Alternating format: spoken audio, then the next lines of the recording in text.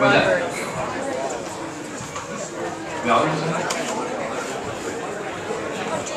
Valerie, do you want to say some stuff?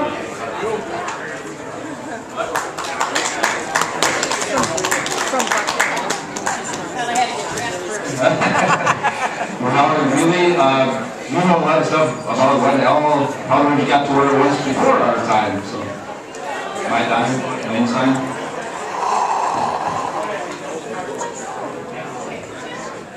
I was reminiscing about the first time that our family got connected to Buck Hill.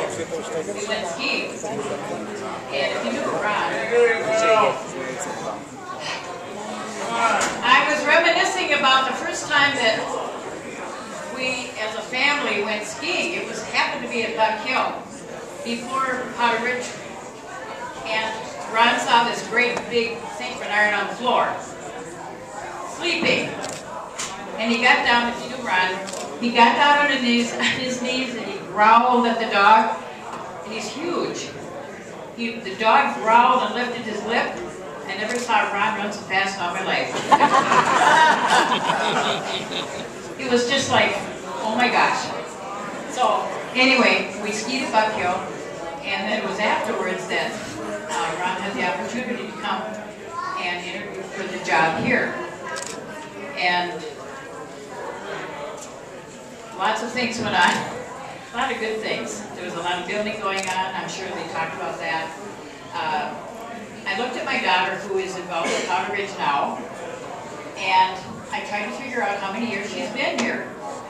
Well, she started skiing when she was 5, and now she's going to be 50-something. But she has been here with Powder Ridge and giving back and skiing and whatever for 47 years. And it was just like, wow, where does the time go? It just flies. But I'm still glad I'm here and joining the fun and reminisce a little bit. Thank you, Bill. Yeah, and that's part of the history of Powder Ridge, and that's before my time. But the Greeley family did a lot to make Powder Ridge what it was from the beginning when they came to what it was when we came. They did a hill build up, and when you came, if you look up on the hill and you envision not the top of that chairlift, not the top of this hill, if you look up the tree line, and that was about the height of the of Powder Ridge. And these guys went in and they built the T-bar, they raised up Powder Puff, installed Powder Puff. You know, then later on, we put gunpowder in. We came and took gunpowder down, moved it to the other side, put the other chairlift in, and moved the hill up higher. So things have changed a lot over the years. But if you can envision back, and you can see that in some of the pictures. If you look and see the profile and look across, you can really see what it really wasn't much of a hill compared to what we raised it up and how much steeper we all made it as we did in places where we have the chairlifts and make it more skiable for people. So everybody put a lot of work in over the years, and there's a lot of interesting stories about how it got there, and we're not going to go through them all, but it's pretty amazing to see what we did over the years, and kind of the leap of faith, I guess, we took sometimes by saying, okay, well, we're going to spend the money and tear this apart, and let's hope it pays off down the road, because you really never do know. And in a business like this, when you're making the money in 3 or 4 months, it is a leap of faith. You just don't really know what you're going to get back. So, and so far it's worked out, but it's been interesting over the years. Anybody else would like to say something? Ron? All right. If we keep this up long enough, Layne's going to want to grab this mic from me. So. No, that's a real short story. Years ago, when Ron Greeley was managing here, at the end of the season, a lot of times everybody take off and we get a bus and go out west and go skiing on a ski trip, but I couldn't go one year. And so the day they're leaving, I'm out here and they're all getting ready to go. And I said, you guys are leaving? Did I just close the place? He says, no. He says, the last days, nobody's going to be out here. You might as well work it. So I said, okay. So I think it's going to be an easy day. All of a sudden, I got people coming in the door who want to buy lift tickets. And one of them wants rentals. So I got to go back and fit in with Ren and sell the lift tickets. Well, now I got people here, I gotta make lunch, so I go back and fry a few burgers. And the guy that rented the skis broke his leg. Now I gotta go down to the ski patrol shack, get in the sled, go out up in the hill, bring this guy back in, call the ambulance in. So it was a really easy day for me, and they had a good time on their ski trip. So.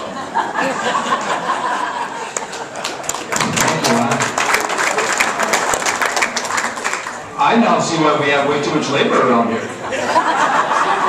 There's going to be changes coming up after that story. No, that's interesting.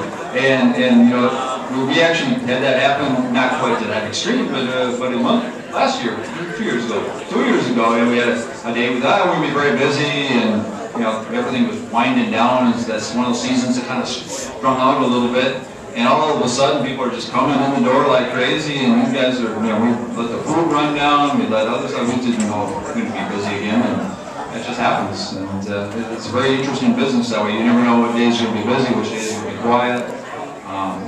You know, you think about Powder Ridge in this area, and Powder Ridge touches a long way. So we got school groups that come from all Powder Games, Little Falls, Twin Cities.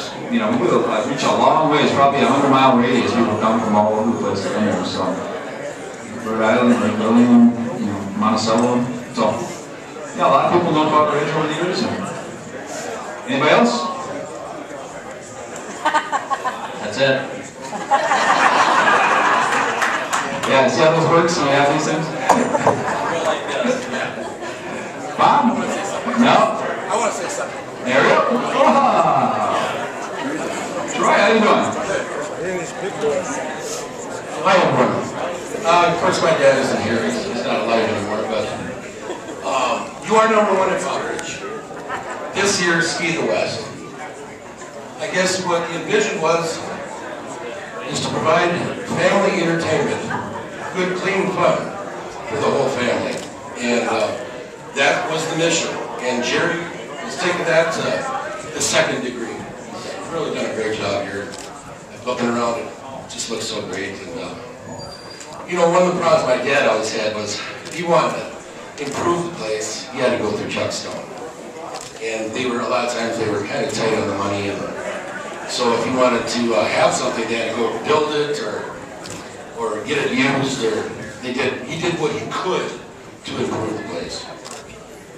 But it's just, you know, you think of Kimball, you think of Powder Ridge, and you think of the bowling alley. Well, the bowling alley's gone now. But Powder Ridge is going to live forever. And there's so many, it's a good thing. It's one of the things we have in our lives that is special. And thanks for taking it over. Thank you very much. Well, I know we feel that way for sure. It is special, and I think a lot of people just come and it's their day of skiing, they go home, but to all of us, it's our way of life. It has been for my kids, and Layne's kids, and kids before that, the Greeley kids, and it just, and people that are ski here, their kids. I mean, you just talk to people all the time. In Kimball, this whole area, Buffalo, and there's just people that, oh, my kids work there, I work there, they work there, my grandfather worked there, everybody worked here sometimes, it seems like, which is cool. And I think that's a very neat thing. So, anybody else? Otherwise, I think we'll call it a wrap for talking up here with the microphone. Well, thank you very much for coming out. We appreciate it. Stick around, keep reminiscing, have cake. You want to talk about something with one of us or yourselves? Feel free. We do appreciate you coming out. Thank you very much.